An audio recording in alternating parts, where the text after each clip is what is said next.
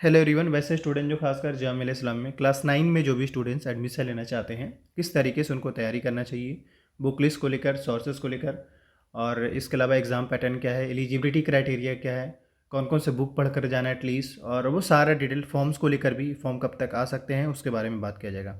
तो अभी जो हम है जामिया के लास्ट के प्रोस्पेक्टस में, इसलिए मैं इस प्रोस्पेक्टस के बारे में बता रहा हूँ क्योंकि बहुत कम ऐसे स्टूडेंट जिनको प्रोस्पेक्टस के बारे में पता होता है या प्रोस्पेक्टस में क्या क्या इन्फॉर्मेशन होता है, बहुत रेयरेस्ट स्टूडेंट को पता होता है। दैट्स वाई अगर आप एक बार प्रोस्पेक्टस देख लेंगे तो आपको बहुत सारे इन्फॉर्मेशन प्रोस्पेक्टस से ही मिल जाएगा। इसके अलावा बस रहा सवाल एग्जाम को लेकर, तो आपको आएगा तो वैसे ही पता चल जाएगा। किसी भी चीज़ के लिए ज़रूरी है पहले उसके वेबसाइट पर जाएँ और उसके बारे में पता करें। चलिए, सबसे पहले मैं आपको बताना चाहूँगा यहाँ पे, अगर आप जामे के क्लास 9 में एडमिशन लेना चाहते हैं तो उससे पहले आपके कॉमन से क्वेरी डॉट्स होंगे आपके फॉर्म्स को लेकर, उसको पहले ही मैं क्लियर कर दूँ। फॉर्म्स अगर आने का डेट की बात करें तो मोस्ट प्रोबेबली आपके मार्च के मंथ में आ जाएंगे। तो आप जो भी स्टूडेंट्स तैयारी कर रहे हैं या तैयारी करना चाहते हैं वो इस मंथ का इंतजार करें, मार्च के मंथ में आपके फॉर्म्स आने वाले हैं। ठीक, नेक्स्ट अगर हम बात करें जो भी स्टूडेंट, जैसे ये तो मार्च में फॉर्म को लेकर हो गया। अब एंट्रेंस एग्जाम की बात करें तो देखिए, लास्ट जो पेपर हुआ था 4 जून को हुआ था इन 22 को। इस बार कब होगा? इस बार मिड मई के आसपास में होने के पूरे चांस है। पिछली बार कोविड की वजह से लेट हुआ था, बट इस बार बहुत कम चांस है, हो सकता है और थोड़ा पहले भी हो। बट आप ये मान कर चले कि जो मई का जो मंथ होने वाला होगा वो आपके मोस्ट प्रोबेबली उसी के आसपास में आपके एग्ज़ाम्स होंगे। क्लियर है? अब इसके बाद नेक्स्ट हम बात करें तो यहाँ पे मतलब फॉर्म्स को लेकर, एग्ज़ाम्स को लेकर मैंने आपको बता दिया। नेक्स्ट जो अपडेट है दूसरा, सबसे पहले, क्योंकि जैसे हर जगह पे रिजर्वेशन का क्राइटेरिया होता है तो जामे में भी रिजर्वेशन का क्राइटेरिया है, तो आपको भी इसका फ़ायदा मिलने वाला होगा अल्टीमेटली। अगर हम उसमें बात करें यानी रिजर्वेशन की बात करें तो ये रहा रिजर्वेशन का सीन, मैं आपको समझा दूँ। 30% मुस्लिम स्टूडेंट्स के लिए रिजर्व है, 10% मुस्लिम वुमेन के लिए यानी गर्ल्स के लिए, 10% ओबीसी के लिए, 50% जनरल स्टूडेंट्स के लिए, 5% जिनके अंदर डिसेबिलिटीज़ है रिजर्व, और कश्मीरी माइग्रेंट का भी 5% यहाँ पर रिजर्वेशन है, कश्मीरी स्टूडेंट का। और इसके अलावा ऐसे ही बस है, बट ये मतलब इन जनरल तरीके से बताया गया है, ऐसे कोई वो नहीं है। बट हाँ, सभी का रिजर्वेशन यहाँ पे है उसी हिसाब से, लेकिन वो जो सीट्स है उसी के बेस पे ही। अब रहा सवाल इस रिजर्वेशन का फ़ायदा कैसे मिलेगा। अगर आप जब फॉर्म फिल कर रहे होंगे तो जब फॉर्म फिल करेंगे उस टाइम पूछा जाता है कि भाई आप बताइए कि आप किस कैटेगरी से बिलोंग करते हैं, तो उस टाइम। लेकिन हाँ, जब फॉर्म आएगा तो हमारा वीडियो जरूर देख लीजिएगा कि कैसे फॉर्म फिल करना है। पता लगे आप गलती फिल करें तो आपका रिजर्वेशन का फ़ायदा भी मिलेगा, नहीं मिल पाएगा फिर। अब आते हैं नाइन्थ में। देखिए नाइन्थ में क्या सीन है। सबसे पहले तो ये कि जामे में क्लास 9 में नंबर ऑफ़ सीट्स 30 सीट जो है जामे सीनियर सेकेंडरी में, जो कि मतलब इसमें काफ़ी कंपटीशन हाई हो जाता है। मतलब अगर आपके 100 मार्क्स का है तो मानकर चले कि 85 या 90 के आसपास कट ऑफ चले जाते हैं। और बाकी 100 सीट जो है ये देख लिए Syed Abid senior secondary school का, और 200 सीट जो है गर्ल्स है, मतलब गर्ल्स के लिए। अब ये देखिए टोटल कितने सीट्स हो गए, 330 सीट्स हो गए। मतलब क्लास 9 में अगर देखें तो सबसे ज़्यादा सीट जो है वो क्लास 9th में ही है, इससे पहले कम है, बट क्लास 9 में सबसे ज़्यादा सीट्स हैं। लेकिन अब हम आते हैं नेक्स्ट आगे। आगे का सीन कुछ यूँ है, जैसे सबसे पहले अगर इसमें देखें तो इन्हीं सीट्स में रिजर्वेशन का क्राइटेरिया फुलफिल होगा। बाकी रिजल्ट अगर आपके एंट्रेंस एग्जाम हो जाते हैं तो आप एटलीस्ट जो है उसी सबसे टाइम लग जाता है, मतलब लगभग 1 मंथ के आसपास भी टाइम ले लेते हैं रिजल्ट पब्लिश करने में एग्ज़ाम होने के बाद।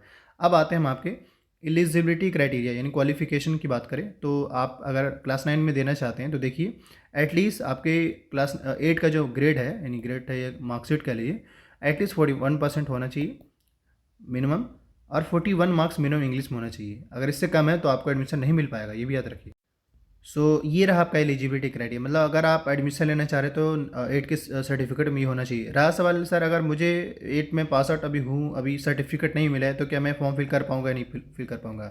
बिल्कुल आप फिल कर सकते हो, उसमें कोई इशू नहीं होने वाला होगा, आप आराम से बड़ा इजीली फिल कर पाएंगे। कोई इशू होता है तो मुझे बताएंगे। वैसे मैं आपको बताना चाह रहा हूँ, सिंपली आपका स्कूल का नाम पूछा जाता है। जब आपके एडमिशन होंगे ना, जब आपका लिस्ट आ जाएंगे, जब आप सेलेक्ट हो जाएंगे, तब आपको ये सब ज़रूरत पड़ेंगे कि हाँ अब अपना सारा डिटेल दीजिए क्या है नहीं है, तो वो उस टाइम मांगा जाता है। एक सवाल मैं पहले ही क्लियर कर दूँ, इनके जो एग्ज़ाम्स है वो नॉर्मली दिल्ली में होते हैं, तो आपका भी जो एग्ज़ाम यानी क्लास 9 का जो एंट्रेंस होने वाला होगा जामे का, वो दिल्ली में ही होगा।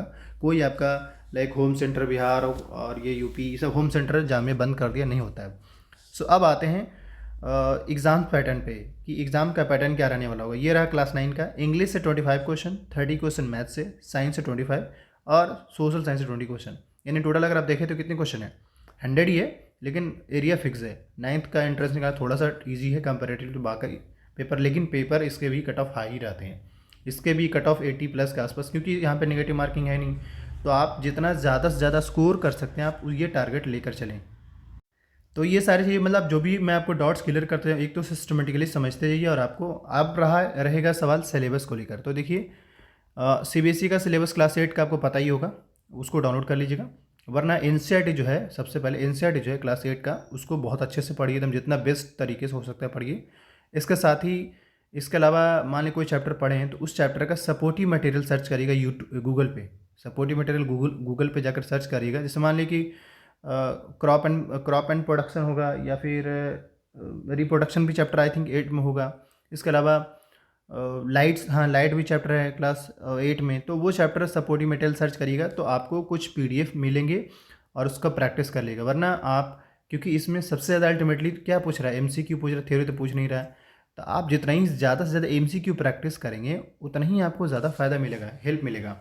तो अब रहा सवाल कि ये कैसे होगा, तो आप गूगल का हेल्प ले सकते हैं जितना ज़्यादा से ज़्यादा ऑनलाइन सोर्सेज को लेकर। बाकी ये है कि एक तो एनसीईआरटी बुक हो गया, और इसके अलावा कोई भी सपोर्टिव बुक, यानी कि एक मैं आपके फिर से क्लियर कर दूँ, जैसे अगर आपके पास गाइड है वो भी चलेगा, इसके साथ ही एनसीईआरटी हो गया।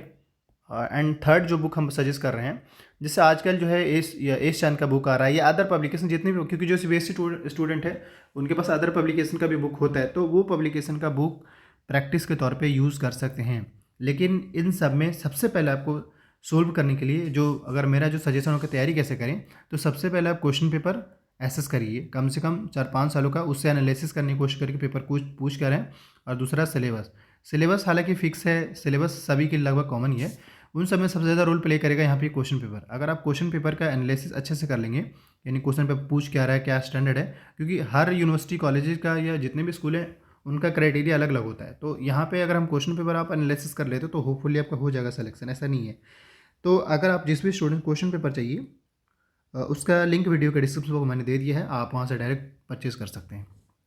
कम से कम 5 से 6 ईयर का पेपर वहाँ पे अवेलेबल है। तो आपको ये सारी चीज़ें मैंने बता दिया। आगे का सीन कुछ ये देखिए, तैयारी कैसे करना है। हाँ, उसमें ये है कि थोड़ा सा आपको अब डिसिप्लिन के साथ साथ रहना पड़ेगा। डिसिप्लिन में एक कम से कम 4-5-6 घंटा तो आपको पढ़ना ही पड़ेगा, तभी तो आप सिलेक्शन ले पाएंगे। और अच्छे से जितना ज़्यादा प्रैक्टिस करिए, रिविजन करिए, होपफुली आपका हो जाएगा। इसके साथ ही एट द एंड में आपको रिमाइंड कर दूँ यहाँ पे, अगर आप लाइक क्लास 9th में जो स्टूडेंट सेलेक्टेड है जामे में, उसका वीडियो चाहते हैं, जो स्टूडेंट वहाँ पर सेलेक्टेड हैं, तो आपके कौन कौन सा क्वेरी हैं वो कमेंट कर दीजिएगा, क्योंकि वही क्वेरी उनसे पूछा जाएगा। क्योंकि अभी एक वीडियोस अपलोड होंगे कुछ दिन में इसी यूट्यूब चैनल पे, आप देखते रहिएगा, आपको पता चल जाएगा, क्योंकि वो भी बताएंगे आपको कि कैसे तैयारी करना चाहिए। उनके पास भी बेटर एक्सपीरियंस है, तो आपको वहाँ से भी आइडिया लग जाएगा। बाकी मैं फिर से कह दूँ, कोई भी अपडेट्स आता है उसको लेकर अपडेटेड रहना चाहते हैं, इस चैनल को सब्सक्राइब कर लिए। साथ ही कट ऑफ क्या गया है उस पर भी वीडियोज़ अपलोड होंगे, उसको देख लीजिएगा। एंड तीसरा, जिस भी स्टूडेंट क्वेश्चन पेपर चाहिए, वीडियो के डिस्क्रिप्शन बॉक्स में लिंक मेंशन, आप परचेज कर लीजिएगा। एंड आने वाले जो भी अपडेट्स आता है उसको लेकर अपडेटेड रहने के लिए इस चैनल को सब्सक्राइब कर लीजिए। Thank you.